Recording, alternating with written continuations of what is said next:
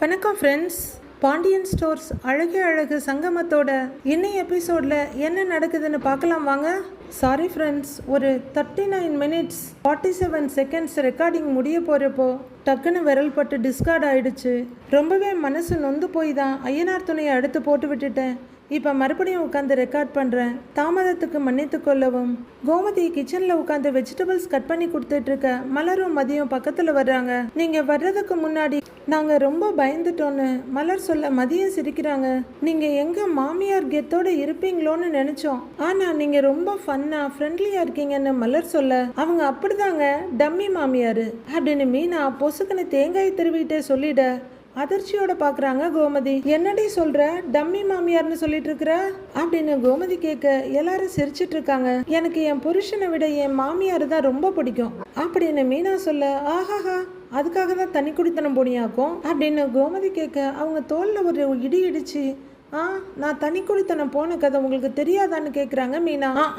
பேருக்கு தான் தனி குடித்தனம், ஆனால் தினமும் என்னை 4 தடவை பார்க்க வந்துடுவா அப்படின்னு கோமதி சொல்ல, அப்படின்னு ஆச்சரியமா பார்க்குறாங்க மலரும் மதியம். என்னாலே இவங்களை பார்க்காம இருக்க முடியாது அப்படின்னு மீனா சொல்ல, எனக்குமே அப்படிதான். ஏதாவது நடந்தா முதல்ல இவகிட்ட தான் சொல்லுவேன். 2வது மகனை கட்டிக்கிட்டாலும் முதல்ல வீட்டுக்கு வந்தவ இவ தானே அப்படின்னு கோமதி பேசிக்கிட்டே இருக்க எல்லாரும் சிரிப்பும் சந்தோஷமா கேட்டுட்டு இருக்காங்க. வேலையும் ஒரு பக்கம் கடகட நடந்துட்டு இருக்கு. பெருசா யார்கிட்டையும் பேசாத மதி கூட ரொம்ப ஜாலியா கோமதி கிட்ட ஒட்டிக்கிறாங்க. எல்லாரும் சிரிப்பும் சந்தோஷமா கிச்சன்ல வேலை செய்ய அதை கேட்கிற லட்சுமியாலையும் ராகவனாலையும் தாங்க முடியல. கிச்சன் பக்கத்துக்கு வெளியே வந்து நின்னுகிட்டு, என்ன ஒரே சிரிப்பு சத்தமா இருக்குன்றாரு அவரு. அதானே அப்படின்னு லட்சுமி சொல்ல, இப்படி சிரிச்சுக்கிட்டே இருந்தா எப்ப சமைக்கிறதா அப்படின்னு உள்ளர பாக்குறாரு அவரு. ஏங்க மீனாவோட மாமியார் ஏங்க இப்படி இருக்கு? அது வயசுக்கேத்த மாதிரி நடந்துக்க மாட்டேங்குது, மாமியார் மாதிரி நடந்துக்க மாட்டேங்குது, சின்ன பிள்ளைங்க கூட சேர்ந்து சிரிச்சுக்கிட்டு இருக்குது அப்படின்னு சிரிச்சடுன்னு சொல்ல ராகவன் கேட்டுக்கிட்டே இருக்காரு. நான் போய் என்னன்னு பார்த்துட்டு வரேன் அப்படின்னு உள்ளர வர்றாங்க அவங்க. கோமதி ஏதோ சொல்ல, அச்சோ அப்படின்னு சிரிச்சுக்கிட்டே திரும்புற மதியும் மலரும் உள்ளர வர்ற லட்சுமியை பார்த்துட்டு கப்புன்னு வாயை மூடிக்கிறாங்க. அவங்க சிரிப்பு அப்படியே உறைஞ்சு போயிடுது. என்ன நடக்குதுங்கன்னு லட்சுமி கேட்க, சமைக்கிறோம், கூடவே கதை பேசி சிரிக்கிறோம், வாங்க நீங்களும் எங்க கூட சேர்ந்து சிரிக்கலாம்ல அப்படின்னு கோமதி சொல்ல, உங்க வயசுக்கு நீங்க சின்ன பசங்க கூட எல்லாம் சேர்ந்து சிரிச்சுக்கிட்டு இருக்கிறீங்க அப்படின்னு லட்சுமி கேட்குறாங்க. ஏங்க வயசான ராத்திரி சிக்கன் மட்டன் சாப்பிடாம இருக்கலாம், சாயங்காலம் பஜ்ஜி வடை திங்காம இருக்கலாம், சிரிக்காம இருக்க முடியுமான்னு ஊம குத்தா குத்துறாங்க கோமதி. லட்சுமிக்கு ஒரு மாதிரி பொசுக்குன்னு ஆயிடுது. மலரும் மதியம் கண்ணாலேயே ஒரு சம்பாஷணையை முடிக்கிறாங்க. இதோ பாருங்க, வாய் விட்டு சிரிச்சா நோய் விட்டு போகும்னு பெரியவங்க சும்மாவா சொல்லி இருக்காங்க. எங்க கூட வாங்க, எங்க கூட சிரிச்சு சந்தோஷமா இருங்க அப்படின்னு கோமதி கூப்பிட, இல்ல நான் போறேன் அப்படின்னு எரிச்சலை மறைச்சிட்டு சொல்றாங்க லட்சுமி. எங்க வாங்க அப்படின்னு கோமதி கூப்பிட, நீங்களே சிரிங்க, நான் போறேன்னு திரும்புறாங்க லட்சுமி. இருங்க கோவிச்சுக்கிட்டீங்களோ அப்படின்னு கோமதி கேட்க ஏக கடுப்பு தான், ஆனாலும் மறைச்சுக்கிட்டு இல்ல கோவிச்சுக்கெல்லாம் இல்லைங்கிறாங்க லட்சுமி. அதானே பார்த்தேன்னு கோமதி சொல்ல எரிக்கிற மாதிரி பின்னாடி பாக்குறாங்க அவங்க. வெட்டுக்குன்னு முகத்தை திருப்பிக்கிட்டு வெளியே போயிடுறாங்க. மாமியார் வெளியே போனதை கன்ஃபார்ம் பண்ணிக்கிற மதியும் மலரும் ஒரிஞ்சிருந்த சிரிப்பை அப்படியே கண்டினியூ பண்றாங்க. அப்போ பாக்யராஜ் ஆபீஸ் முடிச்சு வர்றவரு நேராக கிச்சனுக்கு வர்றாரு. இவங்களெல்லாம் பார்த்துட்டு, ஆமா நீங்களாம் கிச்சன்ல என்ன பண்றீங்கன்னு கேட்குறாரு. வாப்பா அப்படின்னு கோமதி சொல்லிட்டு இருக்க, எத்தனையோ தடவை சொல்லிட்டேங்க, கேட்காம இவங்களே சமையல்ல இறங்கிட்டாங்கன்றாங்க மலர். சமையல் ஆரம்பிச்சதுல இருந்து முடியிற வரைக்கும் கிச்சனை விட்டு நகரவே இல்லை அப்படின்னு மலர் சொல்ல, நீங்க ரெஸ்ட் எடுக்கலாம் இல்லைங்கிறாரு பாக்யராஜ் கோமதி கிட்ட. அதெல்லாம் ஒன்றும் இல்லை, நாங்கெல்லாம் அப்படிதான், ஒருத்தங்க வேலை செய்யும் போது ரெஸ்ட் எடுக்கலாம் எங்களுக்கு வராது. உனக்கு ஒன்று தெரியுமா, எந்த சொந்தக்காரங்க வீட்டுக்கு போனாலும் சமையல் ரூம்ல பூந்து வேலையை பார்க்க ஆரம்பிச்சிடுவேன் அப்படிங்கிறாங்க கோமதி. பாக்யராஜ் சிரிச்சுட்டே மலர் பக்கம் திரும்பி, மலரு சிக்கன் மட்டன்லாம் கரெக்டா கொடுத்து விட்டாங்களான்னு கேட்குறாரு. கொடுத்தாங்கன்னு தலையாட்டுறாங்க அவங்க. நான் வரும்போது வாங்கிட்டு வந்தா லேட் ஆகும்னு தான் ஃபோன் பண்ணி சொன்னேங்கிறாரு அவரு. புரிஞ்சதுங்க, முன்னாடியே எல்லாம் வந்ததும் நல்லதுதான் அப்படின்னு மலர் சொல்ல ராஜிக்கிட்ட திரும்பி, உனக்கு கோச்சிங்லாம் எப்படி போச்சுன்னு கேட்குறாரு பாக்யராஜ். நல்லா போச்சுன்னாங்கிறாங்க அவங்க. நாளைக்கு எக்ஸாமுக்கு ஃபுல் ப்ரிப்பேர்டான்னு கேட்க, ஃபுல்லாக ப்ரிப்பேர் ஆயிட்டேன் அப்படிங்கிறாங்க ராஜி. தலையாட்டிட்டு, இந்த மலர் இதுல ஸ்நாக்ஸ் இருக்கு, எல்லாருக்கும் கூடன்னு ஒரு கவரை நீட்டுறாரு. மலர் அதை வாங்க, ஒரு நிமிஷம் அதை கொடு அப்படின்னு திருப்பி வாங்குறாரு. வாங்குறவரு அதுல இருந்து ஒரு பாக்ஸ் எடுத்து கொடுத்து மீனா கிட்ட, மீனா இந்த அப்படின்னு ஒரு பாக்ஸை கொடுக்குறாரு. அதை வாங்குற மீனா, அத்தான் முட்டை மிட்டாயா அப்படின்னு கேட்க, ஆமா உனக்கு பிடிச்ச அதே முட்டை மிட்டாய் தாங்கிறாரு அவரு. என் கூட வேலை பார்க்குறவரு, வீடு ஆற்காடு, ஓ நல்ல நேரம், உனக்காக லீவ் முடிஞ்சு இன்னைக்கு தான் வந்தாரு, வரும்போது முட்டை மிட்டாய் வாங்கிட்டு வாங்கன்னு நேத்தே சொல்லிட்டேன் அப்படின்னு பாக்யராஜ் சொல்ல, தேங்க்ஸ் அத்தா அப்படிங்கிறாங்க மீனா. சாப்பிடு அப்படின்னு அவர் சொல்ல ஒரு ஸ்பூன் எடுத்து அவங்க சாப்பிட்றாங்க. ஒரு ஸ்பூன் வாயில போட்டு கண்ணை மூடி ரசிச்சு சூப்பரா இருக்கத்தான்னு சொல்ல, சாப்பிடுங்கிறாரு அவரு சிரிப்போட. இந்தாங்க சூப்பரா இருக்கும் சாப்பிடுங்க அப்படின்னு மதிக்கிட்ட கொடுக்க அவங்களே எடுத்து சாப்பிட்றாங்க. அடுத்து மலருக்கு கொடுக்குறாங்க. அடுத்து ராஜுக்கிட்ட கொடுக்க பாக்யராஜ் கோமதி பக்கம் திரும்பி நீங்களும் சாப்பிடுங்களேன்னு சொல்றாரு.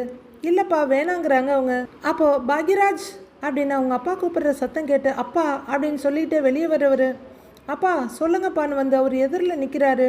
இன்னைக்கு தங்கராஜ் மாப்பிள்ள வர்றாரு தெரியுமில்ல அப்படின்னு அவர் கேட்க, ஞாபகம் இருக்குப்பாங்கிறாரு பாக்யராஜ். இதை கேட்குற கோமதி, ஏய் நானும் காலையிலேருந்து பார்க்குறேன் தங்கராஜ் மாப்பிள்ள வர்றாரு வந்துக்கிட்டே இருக்காரு, காரக்குடியை கடந்துட்டாரு, கல்லுக்குடியை நெருங்கிட்டாரு, ஐயோ பிள்ளையார்பட்டியை தாண்டிட்டாங்க அப்படின்னு அவரை பற்றியே பேசிக்கிட்டு இருக்காங்க அப்படின்னு கோமதி சொல்ல எல்லாரும் ஒருத்தர் பார்த்துக்கிறாங்க.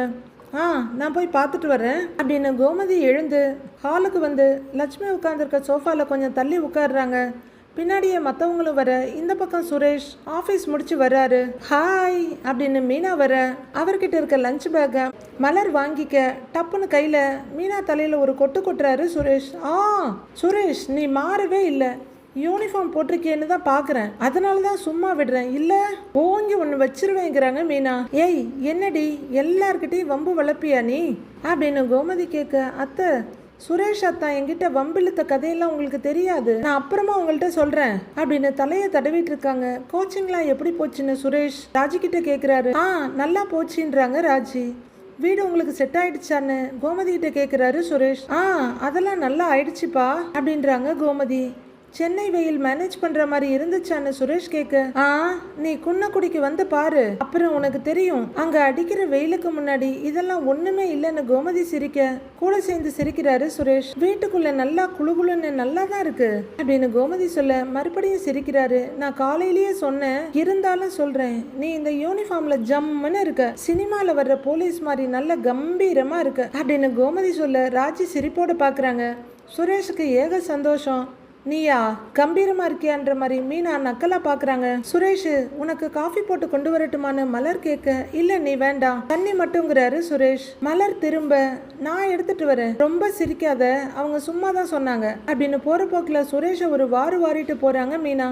சுரேஷ் வந்து சேர்ல உட்கார மீனா தண்ணி கொண்டு வந்து கொடுக்குறாங்க. அதுக்குள்ள கோமதி ராகவன் லட்சுமின்னு 2 பேர்கிட்டையும் மாறி பேச எல்லாரும் சிரிச்சிட்டு இருக்காங்க. இந்த பக்கம் சுரேஷ் மீனா பாக்யராஜ்னு ஒரு கச்சேரி போயிட்டு இருக்கு. மீனாவும் சுரேஷும் சண்டை போட்டுக்க மதியம் மலரும் பார்த்துக்கிட்டே இருக்காங்க. மலர் அப்படியே மதிய திரும்பி பார்க்க மதி சுரேஷையே பார்த்துக்கிட்டு இருக்காங்க. தோல்ல இடிக்க அப்படின்னு திரும்புறாங்க. என்ன உன் புருஷனை சைட் அடிக்கிறியான்னு மலர் கேட்க, இல்லைங்க சிரிச்சு பேசிட்டு இருக்காரே அதான் பாக்குறேன்றாங்க மதி. அவன் சிரிக்கவே மாட்டான்னு நினைச்சிட்டியா நீ அப்படின்னு மலர் கேட்க, இப்படி சிரிச்சு நான் பார்த்ததே இல்லைன்றாங்க மதி. அதெல்லாம் நல்லா சிரிக்க பேசுவான், அவன் அவ்வளவு பெரிய வில்லன்லாம் கிடையாது மதி அப்படிங்கிறாங்க மலர். இங்க சுரேஷுக்கும் மீனாவுக்கும் பயங்கர ஆர்குமெண்ட் போய்கிட்டே இருக்கு. 2 பேரும் சிரிப்போட சண்டை போட்டுட்டு இருக்காங்க. எல்லாரும் ரிஃப்ரெஷ் ஆகிறதுக்காக போயிட கோமதி மீனா ராஜி 3 பேரும் கொல்லப்பக்க வாசுப்படியில உட்கார்ந்து இருக்காங்க. 2 பக்க திட்டுல மதியம் மலரும் நின்றுட்டு இருக்காங்க.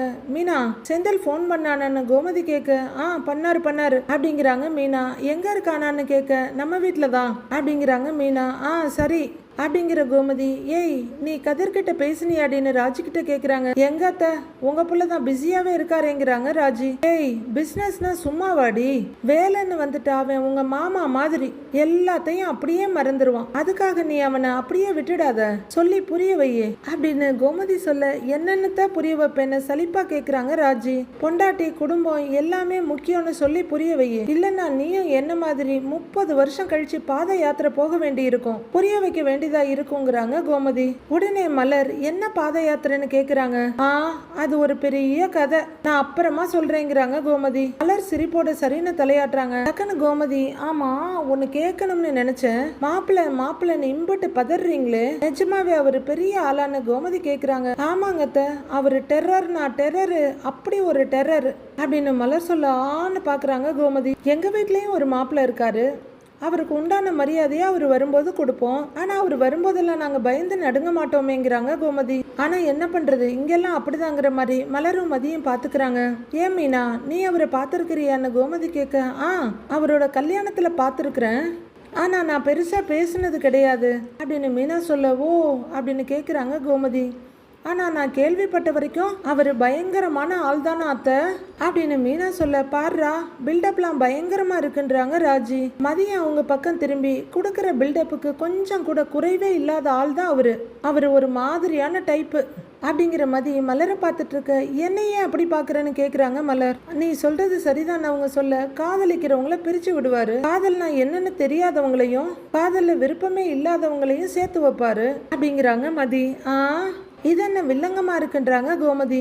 அவர் சொன்னா நிறைய பேர் கேட்பாங்க, கொஞ்சம் ரஃப் அண்ட் டப்பான ஆளுதான் அப்படின்னு மலர் சொல்ல, ஓன்னு கேட்டுக்கிறாங்க கோமதி. ஏமா சினிமா வில்லன் மாதிரி இருப்பாரோ அப்படின்னு கோமதி கேட்க, மலர் கொஞ்சம் யோசிச்சுட்டு கொஞ்சம் அப்படிதான் இருப்பாரு அப்படின்னு சொல்ல, சரி நல்லா பாத்துக்குவாராவும் நாத்தனார அப்படின்றாங்க கோமதி.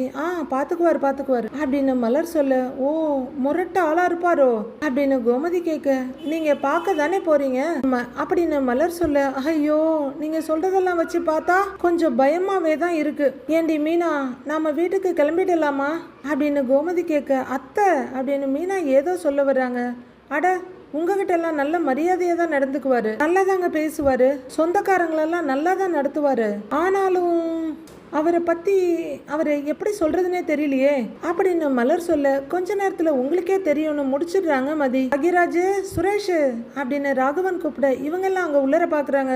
மாப்பிள்ள வந்துட்டாரு பாரு அப்படின்னு ராகவன் சொல்ல, வந்துட்டாரா அப்படின்னு திக்குன்னு பாக்குறாங்க மலரும் மதியம். என்ன வந்துட்டாரா, நான் போய் அந்த வில்லனை பார்க்கவா அப்படின்னு கோமதி கொஞ்சம் ஆர்வமும் நிறைய பயமா கேக்குறாங்க. அத்தை நீங்க பாட்டுக்கு போய் அவர்கிட்ட வாயெல்லாம் விட்டுறாதீங்க அப்படின்னு மீனா சொல்ல, ஏய் எனக்கு சாதாரணமாவே வில்லனை பார்த்தாவே பயம், நான் எதுக்கடியே அவர்கிட்ட வாய் கொடுக்க போறேன், நான் போய் அப்படியே ஓரமா நின்று அவரை பாக்குறேன் அப்படின்னு யானையை பார்க்க போற குழந்தை மாதிரி ரொம்ப ஆர்வமா எழுந்து போறாங்க கோமதி. மற்றவங்களும் வாங்க போலான்னு சொல்லிட்டு எல்லாரும் கிளம்ப மீனா மட்டும் உட்கார்ந்துருக்காங்க. வாங்க அப்படின்னு மீனாவையும் கூட்டிக்கிட்டு மலர் உள்ளர வர்றாங்க. கோமதி ரொம்பவே வேகமா ஆர்வமா வர அங்கே ராகவன் பக்கத்தில் உட்காந்துருக்காரு தங்கராஜ். அவரோட லெஃப்ட் சைடில் ஒரு சேர் போட்டு அதில் உட்காந்துருக்காங்க லட்சுமி. அப்படியே கையை 2 காலுக்கு நடுப்புற வச்சுட்டு அடக்க ஒடுக்கமாக உட்காந்துருக்காங்க. வர்ற கோமதியை அப்படியே பார்த்துட்டு மெதுவாக உள்ளர வர்றாங்க. ரேவதி ஹாய் மீனா அப்படிங்க. மீனா போய் அவங்க கையை பிடிச்சிட்டு எப்படி இருக்கீங்கன்னு கேட்குறாங்க. நான் நல்லா இருக்கேன், நீ எப்படி இருக்கேன்னு கேட்க நான் நல்லா இருக்கேன்றாங்க மீனா. பாப்பா எங்க அப்படின்னு எட்டி பார்க்குறாங்க. ஓகேவா மாமா அப்படின்னு சுரேஷ் கேட்க அப்படின்னு தலையாட்டுறாரு தங்கராஜ். மாப்பிள்ள இவதான் மீனா, என் தங்கச்சி பொண்ணுன்னு சொல்ல மீனா தலையை நீட்டி நெஞ்சில கை வச்சு வணக்கம் போடுறாங்க. வணக்கம்ன்றாரு தங்கராஜ். நீங்க இவளை கல்யாணத்துல பாத்திருப்பீங்களே அப்படின்னு ராகவன் சொல்ல அவருக்கு பெருசா ஞாபகம் இல்ல. ஆமான்னு தலையாட்டி வைக்கிறாரு. இவ மீனா புருஷனோட தம்பி பொண்டாட்டி அப்படின்னு ராஜியை காட்டி சொல்ல ராஜியும் வணக்கம் நெஞ்சில கை வச்சு சொல்றாங்க. அவங்களுக்கும் ஒரு கும்பிட போடுறாரு தங்கராஜ். இவங்க தான் அவங்களுடைய மாமியார் அப்படின்னு ராகவன் சொல்ல வாயை மூடிக்கிட்டு சிரிப்பை கண்ட்ரோல் பண்ண கோமதி முயற்சி பண்ணாலும் விழுந்து சிரிச்சுக்கிட்டே இருக்காங்க. அவங்களுக்கு வணக்கம் சொல்றதுக்காக சிரிப்போட திரும்பின தங்கராஜ் அப்படியே குழம்பி போய் பாக்குறாரு. மறுபடியும் அவரு சிரிச்சுட்டு கைய கூப்பிடுறாரு. அப்பயும் கோமதி சிரிச்சுக்கிட்டே இருக்க எல்லாருமே கொஞ்சம் பதட்டமா பாக்குறாங்க.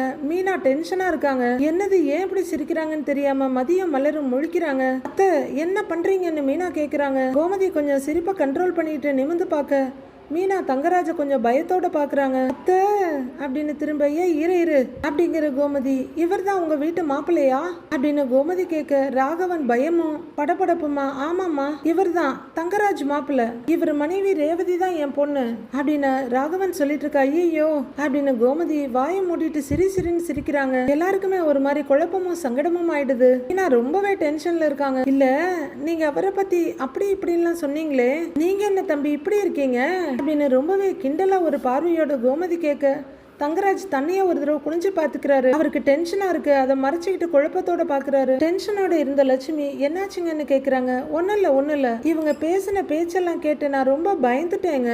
வீட்டுக்கெல்லாம் ஓடி போயிடலாம்னு நினைச்சேன். என் மருமக கிட்ட கூட கேட்டு பார்த்தேங்க. நீங்க வேணா அவகிட்ட கேளுங்க அப்படின்னு கோமதி சொல்ல, ஐயோ அத்தை அப்படின்னு மீனா பதறிட்டு இருக்காங்க. சினிமாவில் வர்ற மாதிரி 7 அடி உயரத்துல கட்ட மீசையை வச்சுக்கிட்டு 4-5 அடியாளுங்களோட அப்படியே பயங்கரமா இருப்பாருன்னு யோசிச்சு பார்த்திருந்தேன். ஆனா கடைசியில தம்பி சாதுவான ஆளா இருக்காரு அப்படின்னு கோமதி சிரிக்க ஈன்னு சிரிச்சு வைக்கிறாரு தங்கராஜ். அப்பா இதுதான் விஷயமா அப்படின்னு ராகவனும் லட்சுமியை பெருமூச்சு விடுறாங்க. அதை கூட சத்தமா விடாம மறைச்சுக்கிறாங்க. ஐயோ ஏங்க பாவம் நல்ல பிள்ளையா அப்பாவியா இருக்காரு, இவரை போயா இப்படி பேசுனீங்க அப்படின்னு கோமதி சொல்ல, என்னமாமா அப்படி என்ன என்னைய பத்தி பேசுனீங்கன்னு கேக்குறாரு தங்கராஜ். அவருக்கு உதறல் எடுத்துடுது. எதுவும் பேசல மாப்ள, நான் ஒன்னும் தப்பா பேசல மாப்ள அப்படின்னு சொல்ல, இல்லையே ஏதோ வில்லன்னு சொல்றாங்களே அப்படின்னு தங்கராஜ் கேட்க, அப்படியெல்லாம் எதுவும் சொல்லல மாப்ள, ரொம்ப மரியாதையான ஆளுன்னு தான் சொன்னேன் மாப்ள அப்படின்னு ராகவன் சமாளிச்சுக்கிட்டு இருக்க. அதை மட்டுமா சொன்னீங்க, வேற என்னென்னமோலாம் சொல்லிக்கிட்டே இருந்தீங்களே அப்படின்னு கோமதி சொல்ல, ஐயோ மொத்தத்தையும் கொட்டி உம்மி அடிக்காம விட மாட்டாங்க போல இருக்கே அப்படின்ற பயத்தோட அத்தை அப்படின்னு தோல்ல கைய வைக்கிறாங்க மீனா. நீங்க நிக்க சொன்னா எல்லாரும் நிப்பாங்களாம், உட்கார சொன்னா எல்லாரும் உட்காருவாங்களாம், உங்க பேச்சுக்கு மறு பேச்சே கிடையாதாமே, பேச்ச விடுங்க, பார்வையிலேயே அப்படியே எல்லாரையும் எரிச்சிடுவீங்களாமே. நிஜத்துல நான் பயந்த சுபாவம் தம்பி, இவங்க சொன்னதெல்லாம் வச்சு நான் ரொம்ப பயந்துட்டேன். நீங்க வந்துட்டு போனதுக்கு அப்புறம் கோவில்ல போய் கயிறு மந்திரிச்சு கட்டணும்னு நினைச்சிட்டு இருந்தேன் அப்படின்னு கோமதி சொல்லிக்கிட்டே இருக்க. மதிக்கு ஜாலியா இருக்கு. மலரை பார்த்து அப்பப்ப சிரிச்சிட்டு இருக்க. ரேவதி சங்கடமா நிக்கிறாங்க.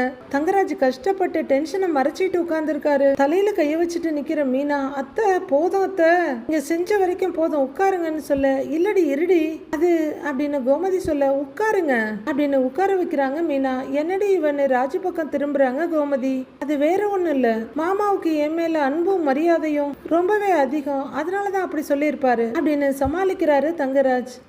நீங்க நல்லா இருக்கீங்களான்னு கேட்க, நான் நல்லா இருக்கேன் தம்பி. ஐயோ உங்களை பார்த்ததுல நான் பொண்ணை விட்டுட்டேன் அப்படிங்கிற கோமதி ரேவதி கிட்ட திரும்பி, மா ரேவதி தானே நீன்னு கேக்குறாங்க. ஆமாங்கன்னு சொல்ல, ஐயோ ரொம்ப அழகா இருக்கமா அப்படின்னு திருஷ்டி கழிக்கிறவங்க, ஆமா அவன் தான் உன் மூத்த பையனா அப்படின்னு கேட்க, ஆமான்னு தலையாடுறாங்க ரேவதி. பேர் என்னப்பான்னு கேட்க, தரணி பாண்டியன்கிறாரு அவரு. அட எங்க அப்பா, இந்த குட்டி உன் பேர் என்ன அப்படின்னு கோமதி கேட்க, அவன் பேரு தரணி, இவ பேரு இளவரசி அப்படின்னு ரேவதி சொல்றாங்க. அதுக்குள்ள அந்த குழந்தை கோமதி பக்கத்துல வந்துடுறாங்க. பார்க்கவும் இளவரசி மாதிரிதான் இருக்கடா செல்லம் அப்படின்னு கோமதி சொல்ல, பாக்குறதுக்கு மட்டும் இல்லைங்க, இந்த தங்கராஜ் கட்டின சாம்ராஜ்யத்துக்கு இளவரசி இவதான் அப்படின்னு தங்கராஜ் சொல்லிட்டு இருக்க. குழந்தைய தூக்கி மடியில உட்கார வச்சுக்கிட்டு, ஓ யார் அந்த தங்கராஜ்னு கோமதி கேட்க, அதுவரையிலும் பெருமையும் சந்தோஷமும் இருந்த முகம் அப்படியே டப்புன்னு மாறிடுது தங்கராஜுக்கு. ஐயோ அப்படின்னு எல்லாரும் திகிலோட பார்க்க, சூப்பர் வச்சு செய்யறாங்க அப்படின்னு மதி திருப்தியா பார்த்துட்டு இருக்காங்க. அதில் வரலன்னதும், ஓஹோ யாரு தங்கராஜ்னு கேக்குறாங்க கோமதி. உடனே மீனா அவங்க முதுகுல தட்ட, ஓஹோ நீங்க தான் தங்கராஜ் இல்ல, ஐயோ ஒன்னும் இல்ல அந்த வில்லன்லயே நின்னுட்டேனா, பேரை மறந்துட்டேன் அப்படின்னு கோமதி சொல்ல, வேற வழி இல்லாம சமாளிப்பு சிரிப்பு சிரிக்கிறாரு அவரு. சரி ஏதாவது வில்லங்கம் ஆயிட போகுது, சட்டனை ஏதாவது மாத்துங்க அப்படிங்கிற மாதிரி மதி மலரோட தோலை தட்ட ஸ்ருதின்னு கூப்பிடுறாங்க. இதோ வந்துட்டேன் நின்னு மொபைல பாத்துக்கிட்டே வந்து நிக்கிறாங்க ஸ்ருதி. என்ன ஸ்ருதி, மாமா வீட்டுக்கு வந்தா வாங்கன்னு ஒரு வார்த்தை சொல்ல மாட்டியா அப்படின்னு தங்கராஜ் கேட்க, இல்ல நான் போன்ல பேசிக்கிட்டு இருந்தேன் மாமா அப்படின்னு ஸ்ருதி சொல்றாங்க. யார் கூடன்னு கேக்குறாரு தங்கராஜ். ஃப்ரெண்டு கூட தான்றாங்க அவங்க. ஆனா இல்ல பொண்ணா அப்படின்னு தங்கராஜ் கேட்க, பொண்ணுதான் மாமான்றாங்க ஸ்ருதி. அடுத்து அவர் ஏதோ சொல்ல வர பாக்யராஜ் கொஞ்சம் தள்ளி வந்து, ஸ்ருதி நீ பசங்களை உள்ள கூட்டிட்டு போங்கிறாரு. சரின்னு ஸ்ருதி சொல்றாங்க. சரி வாங்க குட்டீஸுங்களா போங்க அப்படின்னு பாக்யராஜ் சொல்ல, ஸ்ருதி வாங்கன்னு கூப்பிடுறாங்க. பாப்பாவையும் கூட்டிகிட்டு போன பாக்யராஜ் சொல்ல, கோமதி கிட்ட இருந்து வந்து இளவரசியையும் கையில வாங்கிக்கிட்டு கூட்டிகிட்டு போறாங்க ஸ்ருதி. செல்லக்குட்டி வாங்க உள்ளார போலாமா, எல்லாரும் வாங்க வாங்க அப்படின்னு ஸ்ருதி 3 பேரையும் கூட்டிட்டு உள்ளார போயிடுறாங்க. தங்கராஜ் ஒரு முறைப்போட பாக்யராஜை பார்த்துக்கிட்டு இருக்க.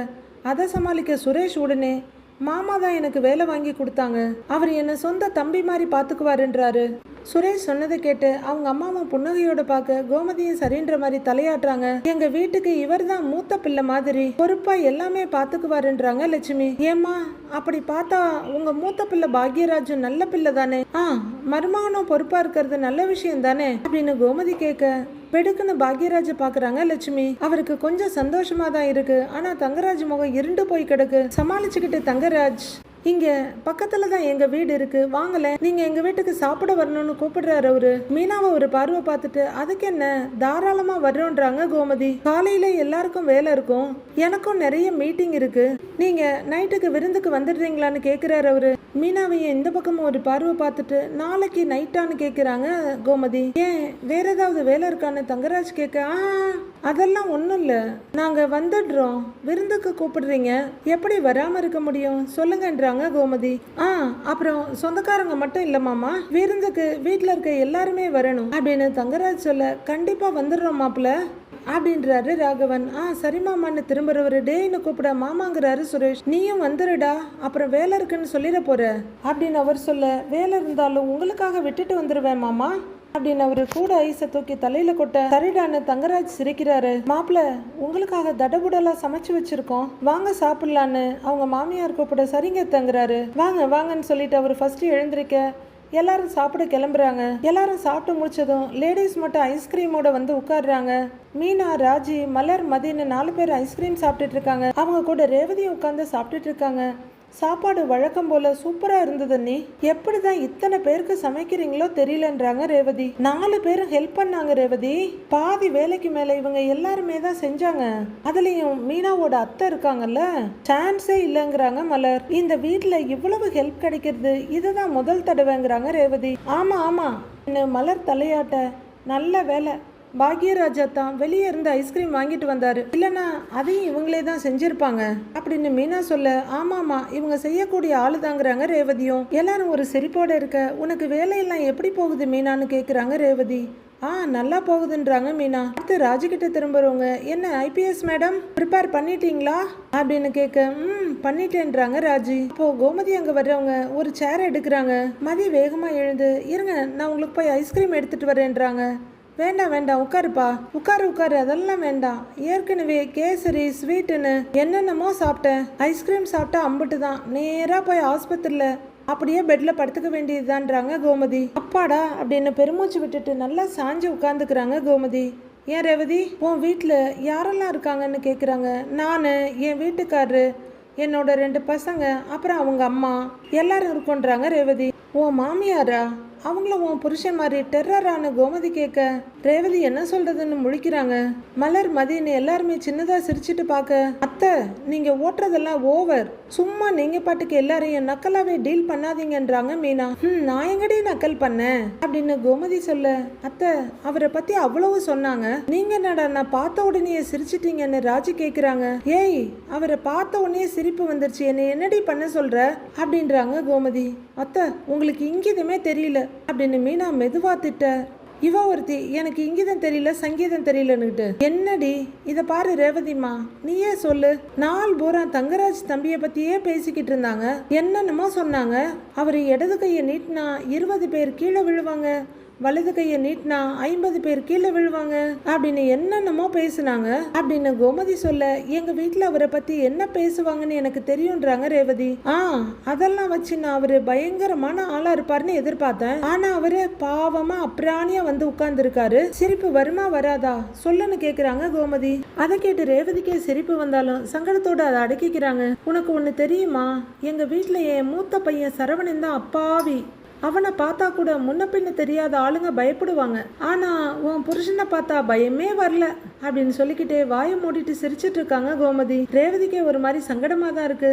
ஐயோ அத்தை அப்படின்ற மாதிரி மீனா பார்த்துட்டு இருக்க, உங்களுக்கு அவரை பத்தி தெரியல, நீங்க நினைக்கிற அளவுக்கெல்லாம் அவர் அப்பாவி கிடையாது, அவர் என்னென்ன பண்ணுவார்னு எனக்கு நல்லாவே தெரியுன்றாங்க மதி. சரிம்மா அவர் என்னென்ன பண்ணுவார்னு சொல்லு அப்படின்னு கோமதி கேட்க, நிறைய பண்ணுவாரு, ஊர் பஞ்சாயத்தெல்லாம் டீல் பண்ணுவாரு, ஒரு நாள் எங்க வீட்டுல இருந்து பாருங்கன்றாங்க ரேவதி. பார்க்க சாதுவா தெரிஞ்சாலும் பயங்கரமான ஆள் தான் அப்படின்னு ரேவதி சொல்ல, என்ன இவ்வளவு இவ புருஷனை பத்தி இப்படி சொல்றா அப்படிங்கிற மாதிரி பாக்குற கோமதி. என்னென்னமோ சொல்ற ஆமா, உன்னை நல்லா பாத்துக்குவாரா, உங்ககிட்ட நல்லா நடந்துக்குவாரான்னு கோமதி கேட்க, என்ன நல்லா தான் பாத்துக்குவாரு அப்படிங்கிறாங்க ரேவதி. பரவாயில்ல, பிள்ளைங்க மேல பாசமா இருப்பாரான்னு கோமதி கேட்க, பிள்ளைங்கன்னா அவருக்கு உயிர், பஞ்சாயத்தெல்லாம் வெளியில தாங்கிறாங்க ரேவதி. ஆமா, நீங்க வேலைக்கு போகணும் சொல்லிட்டே இருப்பீங்களே, வேலைக்கு போகலையான்னு மீனா கேக்குறாங்க. இல்ல மீனா, அதுக்கெல்லாம் சந்தர்ப்பமே அமையல அப்படிங்கிறாங்க ரேவதி. உன் வீட்டுல சமையல் வேலையெல்லாம் யாருப்பா பாத்துக்குவாங்க அப்படின்னு கோமதி கேட்க, நான் தாங்கிறாங்க ரேவதி. அங்க அவ்வளவுலாம் ஆள் இல்ல அப்படின்னு ரேவதி சொல்ல, சரி நாளைக்கு நாங்க வருவோமே, அப்ப மொத்தமா நீ தான் சமைக்கணுமான்னு கோமதி கேக்குறாங்க. ஒரு நாள் தானே ரேவதி சொல்ல, வேணாம், நாங்க வேணா சீக்கிரமா வந்து உதவி பண்ணட்டுமா அப்படின்னு கோமதி கேட்க, சிரிக்கிற ரேவதி, எதுக்குங்க, நானே பாத்துக்கிறேன்றாங்க. இல்லம்மா, வேணும்னா சொல்லு, நாங்க வந்துடுறோன்றாங்க கோமதி. இல்ல பரவாயில்லன்னு ரேவதி சொல்ல, சரி குன்னக்குடிக்கு வந்திருக்கிறியா நீ அப்படின்னு கோமதி கேட்க, கொஞ்ச நேரம் யோசிக்கிற ரேவதி, சின்ன வயசுல வந்திருக்கேன்றாங்க. மறுபடியும் இப்ப வா, வந்து நம்ம வீட்டுல தங்கு, எல்லாரும் வந்தா ஜாலியா இருக்கும், எங்க வீட்டு பக்கத்துல கோவில் கூட இருக்கு அப்படின்னு கோமதி சொல்ல, கண்டிப்பா வரோன்றாங்க ரேவதி. உங்க வீட்டுல யாரெல்லாம் இருக்காங்கன்னு ரேவதி கேட்க, ஸ்டேஜ்ல பேச போற மாதிரி தொண்டையெல்லாம் கணிச்சுக்கிட்டு, நானு, என் வீட்டுக்காரரு, அவரு குன்னக்குடியில பெரிய மளிகை கடை வச்சிருக்காரு, பாண்டியன் ஸ்டோர்ஸ்னா தெரியாத ஆளே இருக்காது, குன்னக்குடிக்கு வந்து பாண்டியன் ஸ்டோர்ஸ்காரங்க வீடு எங்க இருக்குன்னு கேட்டா கைய பிடிச்சு அப்படியே வீட்டுல கொண்டு வந்து விட்டுடுவாங்க அப்படின்னு கோமதி சொல்ல, அப்படின்னு பார்த்துட்டு ரசிச்சு கேட்டுட்டு இருக்காங்க ரேவதி. கோமதி வாய் ஓயாம பேசிட்டு இருக்க, எல்லாரும் ரசனையோட கேட்டுட்டு இருக்காங்க. அப்பப்ப மீனாவும் ராஜியும் கூட அந்த உரையாடல்ல கலந்துக்கிறாங்க. ஆனா இன்னைய மொத்த ஷோவையும் தனதாக்கிக்கிறாங்க கோமதி. அடுத்து கொஞ்ச நேரம் கழிச்சு கோமதி முற்றத்துல வந்து உட்கார, அங்க மலர், மதி, பாக்யராஜ், சுரேஷ்னு எல்லாரும் உட்கார்ந்து இருக்காங்க. மதி கோமதி பக்கத்துல உட்காந்து சந்தோஷமா சிரிச்சு பேசிட்டு இருக்காங்க. நான் ஒன்னு கேட்கணும்னு நினைச்சேன், நீங்களும் லவ் மேரேஜ் ஆங்கிறாரு பாக்யராஜ். மீனா சொன்னான்னு அவரு சொல்ல, ஒரு அசட்டு சிரிப்பு சிரிக்கிற கோமதி, ஆமா லவ் மேரேஜ் தான்றாங்க, மீனாவையும் என் பையனையும் மாறி நாங்களும் ஓடி போய் தான் கல்யாணம் பண்ணிக்கிட்டோம் அப்படின்னு கோமதி சொல்ல, எல்லாருமே சிரிக்கிறாங்க. அந்த காலத்திலேயே லவ் மேரேஜ் பண்ணிக்கிட்டீங்களா, பரவாயில்லையே அப்படிங்கிறாரு சுரேஷ். என்ன அந்த காலத்திலேயே, 30 வருஷத்துக்கு முன்னாடி தாங்கிறாங்க கோமதி. சரவணனுக்கு 30 வயசுன்னு 3 வருஷமா சொல்லிக்கிட்டு இருக்கீங்க, ஆனா இப்ப இன்னும் அதே 30லயே நிக்கிறீங்களே, 30 வருஷங்க, அப்பவே லவ் பண்ணிருக்கீங்கல்ல ஆச்சரியமா சொல்றாரு சுரேஷ். என்னமோ லவ்வையே இந்த காலத்து பசங்க கண்டுபிடிச்ச மாதிரி தான், அதெல்லாம் காலமா இருக்கதான் செய்யுது, எல்லாரும் பண்ணதான் செய்யறாங்க. என்ன மலரு அப்படின்னு கேட்க, சுவாரஸ்யமா கேட்டுட்டு இருந்த மலர் திடுக்குன்னு திரும்பி பாக்யராஜ பாக்குறாங்க. ஆமான்னு அவங்க தலையாட்ட மதியம் சிரிக்கிறாங்க. நீங்க 2 பேரும் கூட லவ் மேரேஜ் தானே கோமதி கேட்க, ஆமான்னு சிரிக்கிறாங்க. அடுத்து மதியையும் சுரேஷையும் பாக்குறவங்க, உங்களுக்கு பெத்தவங்க கல்யாணம் பண்ணி வச்சாங்கல்ல அப்படின்னு கேட்க, மதியம் சுரேஷும் திருன்னு பாத்துக்கிட்டு இருக்காங்க. எல்லாருமே அப்படியே அமைதியா இருக்க கோமதியை சமாளிச்சுக்கிட்டு, பரவாயில்ல இதுல என்ன இருக்கு, 2 பேரும் கல்யாணத்துக்கு அப்புறம் காதலிக்கலாமே, 2 பேருக்கும் ஜோடி பொருத்தம் அமோகமா இருக்கு, படிப்பு, அழகு, வேலைன்னு எல்லாத்துலயும் பொருத்தமா தான் இருக்கீங்க அப்படின்னு கோமதி சொல்ல, மதியம் சுரேஷும் ஒருத்தர் ஒரு செகண்ட் பாத்துக்கிறாங்க. மலர் பாக்யராஜ பாக்குறாங்க, அவங்க சொல்றது சரிதானேன்னு. சரி இந்த டாபிக்கை நீள விட வேணான்னு நினைக்கிற மலர், நீங்க போய் படுக்கலையா, டைம் ஆச்சே அப்படின்னு கேட்க, இல்ல இன்னும் அவரு ஃபோன் பண்ணல, ஃபோன் பண்ணி பேசின பிறகு போய் தூங்கிடுவேன் அப்படின்னு கோமதி சிரிக்க, அவங்க கையில இருக்க மொபைல் ரிங் ஆகுது. ஐயோ 100 ஆயுசு அப்படின்னு ஆச்சரியப்படுறவங்க காலை ஆன் பண்ணி காதுல வைக்கிறாங்க. அடுத்து கோமதி என்ன அலப்பறை பண்ண போறாங்கன்றத அடுத்த பார்ட்ல பார்க்கலாம். கொஞ்ச நேரத்துல அதுவும் வந்துடும் ஃப்ரெண்ட்ஸ். அதுவரையில இதை பார்த்துக்கிட்டுருங்க. பை.